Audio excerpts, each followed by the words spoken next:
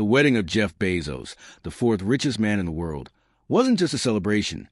It was a spectacle, a $100 million fantasy set in the romantic heart of Venice, flooded with celebrities, royalty, and diamonds big enough to blind satellites. It was supposed to be the wedding of the decade, but behind the flawless photos and custom designer gowns, something didn't sit right, because not everyone was celebrating.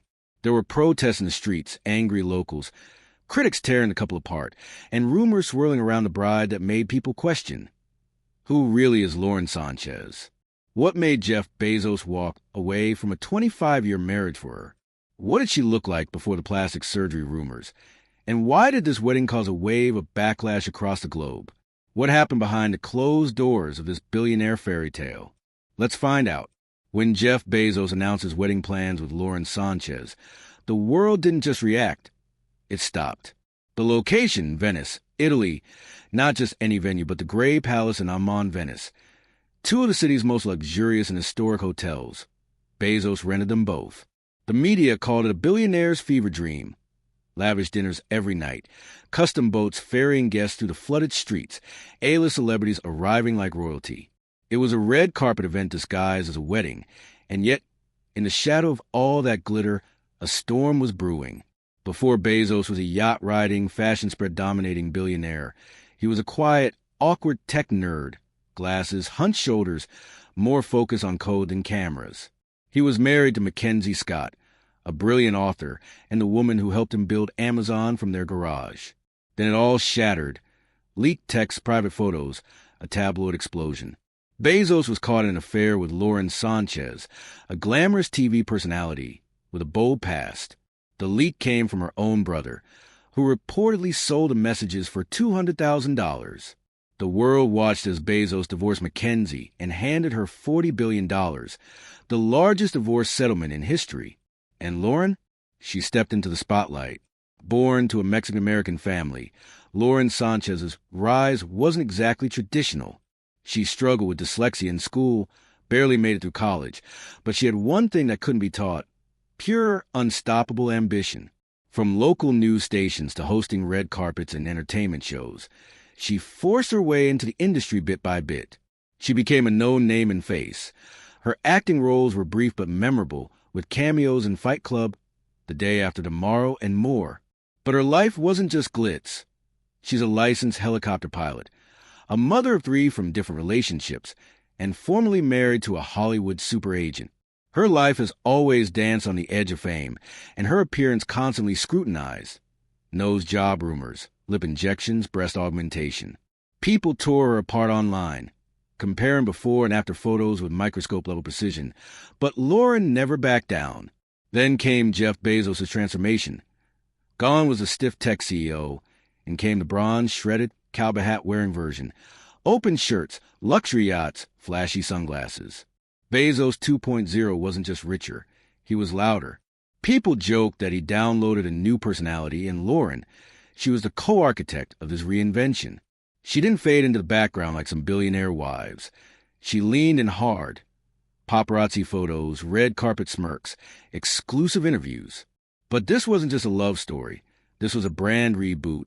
Before the wedding, Lauren threw herself a bachelorette party in Paris that made headlines by itself. Exclusive restaurants, champagne that flowed like water, celebrity guests, private photo shoots. It was more luxury than most weddings, and it wasn't even the main event.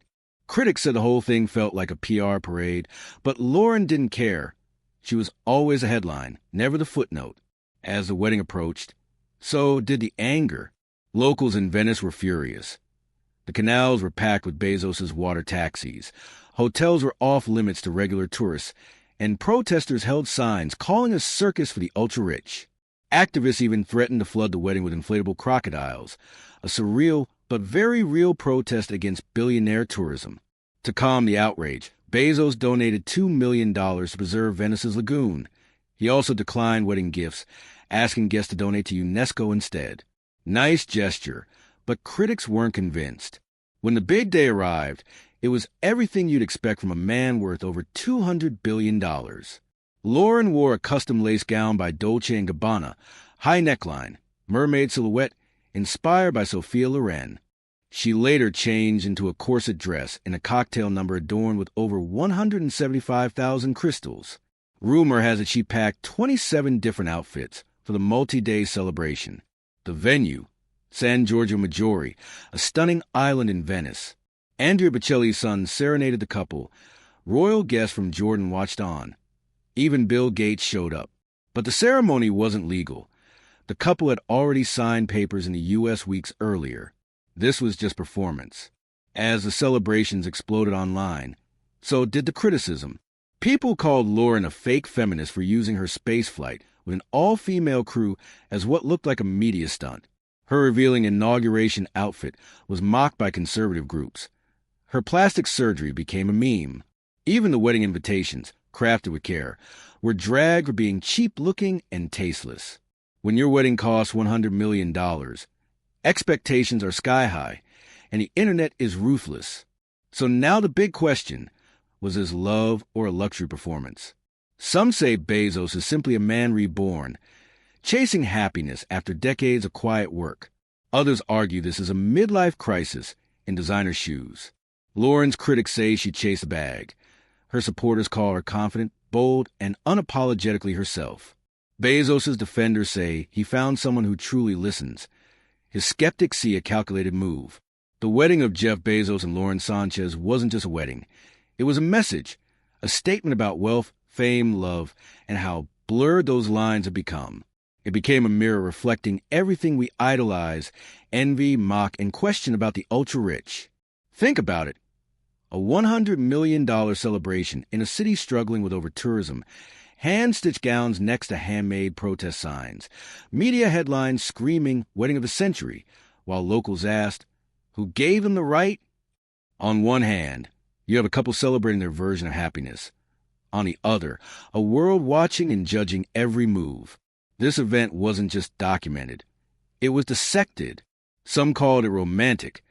The ultimate fairy tale of a man reinventing himself after decades of hard work and a woman who finally got her moment in the spotlight.